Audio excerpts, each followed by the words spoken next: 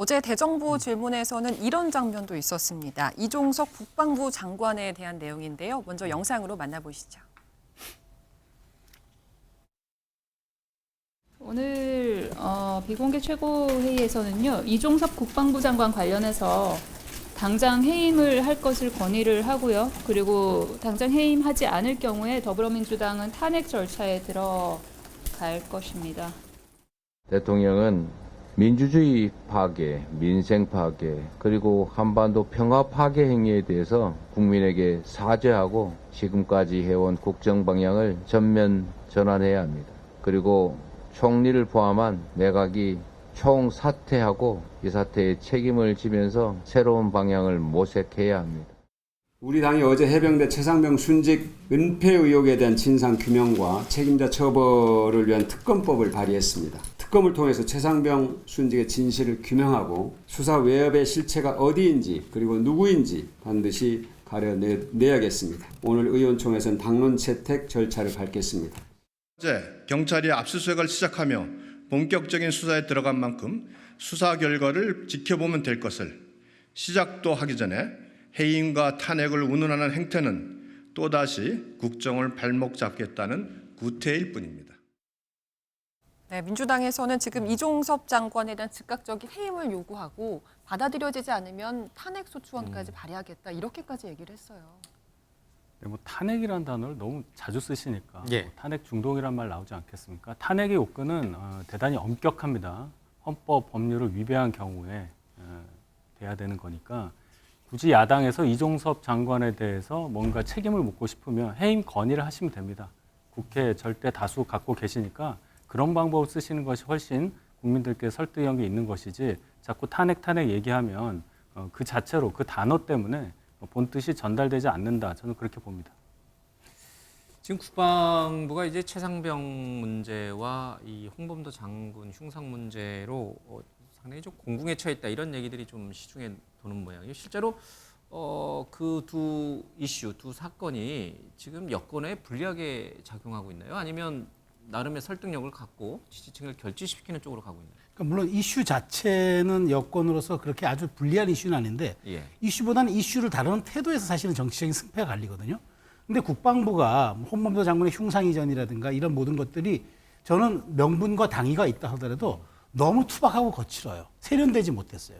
사실은 정치는 그 말하자면 어떤 이슈를 처리하는 태도를 국민이 받아들이는 과정을 통해서 다시금 이제 국민들에게 설득하고 그러니까 말하자면 소구하는 이런 선순환적 구조를 가지는데 예. 전혀 그렇게 하지 못했어요. 오히려 불필요하게 이념 논쟁만을 좀 부각시키거나 혹은 이종섭 장관이 최상병 순직 사건 조사나 그러니까 관련한 거 사안을 진행하면서 뭔가 본인이 좀 리더십에 대해서 손상이 가고 그다음에 명확하게 판단하지 못하는 판단 부재 그런 모습들을 드러내면서 오히려 오해를 증폭시키고 더 말하자면 여권에게 불리한 지형으로 간 적이 있기 때문에 저는 말하자면 지금 여권 내에서도 이렇게 이런 두 이슈를 자체를 가지고 저는 나쁘게 보지 않고 저는 다만 이런 것들이 이제 뭐 흉상 재배치라든가 이걸 통해서 보수층의 결집 혹은 또 중도층의 여러 가지 반응들 저는 나쁘게 보진 않았는데 이걸 너무 투박하게 다룸으로써 저는 오히려 이것이 좀 부정적인 것들이 좀 드러나게끔 하는 이런 모습들은 장관의 저는 리더십에 좀 문제가 있을 수 있고 지금 여러 가지 지금 민주당에서도 해임 건의안이 나왔기 때문에 예. 저는 조금 하나 더 나간다 그러면은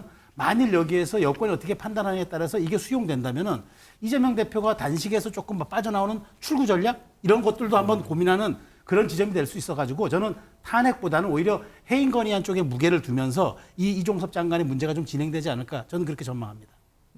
야권에서는 국방부가 이 두 사건 최상병 홍범도 장군 흉상 문제를 투박하게 다룰 수밖에 없는 게 본인들의 의지 이상의 그 윗선에서 어떤 결정이 내려져 있었기 때문에 그런 거 아니냐.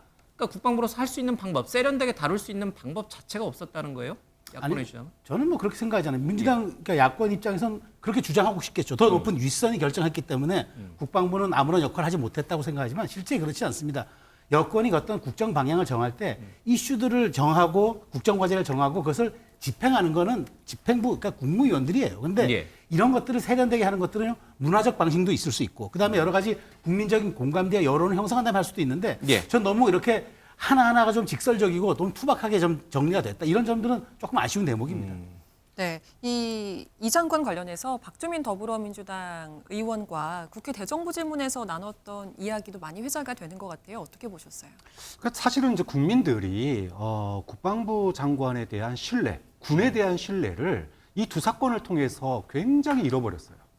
그러니까 사실 최상병 사건은 그렇게 복잡한 문제가 아닙니다. 누가 책임이 있느냐. 아직 사실은 검찰 수사도 안 들어간 거예요. 예. 검찰 단계에서 1차적인 조사를 해서 넘기면 되는 문제입니다. 그런데 국방부 장관이 사인까지 하고 나서 그 다음날 입장을 바꾼 거거든요. 왜 바꿨냐에 대한 해명이 안 되는 거예요. 그 해명을 제대로 못하고 있습니다. 자, 그리고 홍범도 장군 흉상 이전도 마찬가지예요. 자, 국방부 장관과 대변인이 기자들을 상대로 하고 국회의원을 상대로 할 때 자신들의 행동에 대해서 설득을 잘 해야 되는데 설득도 못할 뿐만 아니라 해명도 제대로 못하고 있고 오히려 변명하기 급급한 모습들이 보여요. 지금 홍범도 장군 흉상 문제 같은 경우에는 국방부 대변인 브리핑이 거의 기자들에 의해서 조롱 수준으로 떨어졌습니다. 그래서 뭐 각종 그 SNS 동영상을 통해서 대변인의 당황스러워하거나 말 더듬거나 이런 모습들이 거의 국민들에게 희화되고 있는 상황이거든요. 자, 이런 상황이 결국은 어디서부터 출발했느냐? 국방부 장관의 그런 리더십 부재에서부터 출발한 거예요. 물론 그 뒤에 대통령실이 연관이 있느냐 없느냐는 앞으로 뭐 더 밝혀져야 될 부분이긴 하지만 그런 점에서 지금 야당이 해임 건의안 주장 나오기 전에 사실 여당 대표가 뭐 합니까? 김기현 대표라면 이미 국방부가 국민들의 신뢰를 잃었다. 그런 점에서 공개적으로는 안 하더라도 좀 뒤에서라도 대통령실에 국민 여론이 이러니까 좀 분위기를 바꿨으면 좋겠습니다. 이런 정도는 얘기해야 되는 거 아닙니까? 그런데 야당에서 교체 얘기하고 해임 건의안 얘기하니까 뭐 정치 공세하지 마라 이러는데 국민들이 지금 바꾸라는 거예요, 사실. 이걸 여권이 좀 잘 알아채겨 들어야 된다고 봅니다. 네, 해임 건의, 탄핵 얘기 나오는 상황에서 지금 이종석 국방부 장관을 비롯해서 대통령실의 국방 라인이 좀 교체될 가능성이 있다 이런 얘기가 굉장히 쪽 유력하게 라인은 교체가 나오는 것 됐고 이제 같아요. 장관 한 분 남았네요. 예, 뭐 그런 얘기가 나오고 있죠. 근데 어쨌든 그런 인사 관련한 것은 임명권자의 의지에 따른 것이니까 뭐 시점이라든지 폭에 대해서는 뭐 지켜봐야 한다. 제가 그 말씀밖에 드릴 수 없는 상황이라는 것을 말씀드리겠습니다. 예, 뭐 전국이 좀 어수선한 상황이 계속 이어지고 있는 것 같습니다. 정치권 뉴스는 이제 이 정도로 좀 정리를 좀 해야 될 것 같습니다. 네, 고맙습니다.